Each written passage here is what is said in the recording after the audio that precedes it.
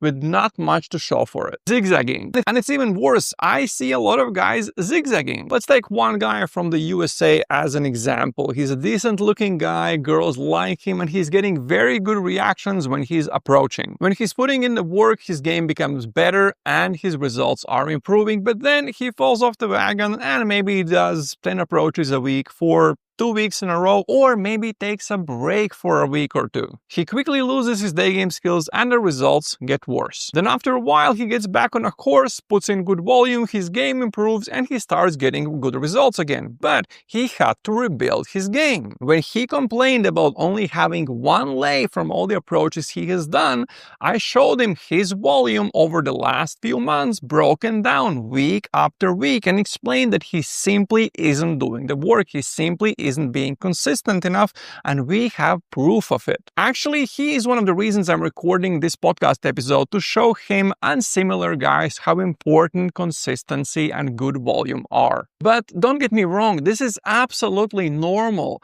Some students, a lot of students, go through this sooner or later. Part of my job is to help them find ways to fit day game in their busy schedules, keep them accountable, and help them overcome these obstacles. The important part is that over time, things like that happen less and less often. Sometimes it's sad to see this, knowing that they would be getting laid consistently only if they didn't have to go through these ups and downs, these zigzags. But the good news is, sooner or later, almost all students learn how important consistency is. They start going out regularly, putting in good volume, and eventually getting better and better results with girls. So does this mean you can't take any breaks in day game? It might be a busy period at work, a trip to visit your family, or getting into a relationship with a girl you know you shouldn't be dating that anyways only lasts a few months. But each time you take a break, your day game slides back and you have to build everything up from, as I said, maybe not square one, but square two.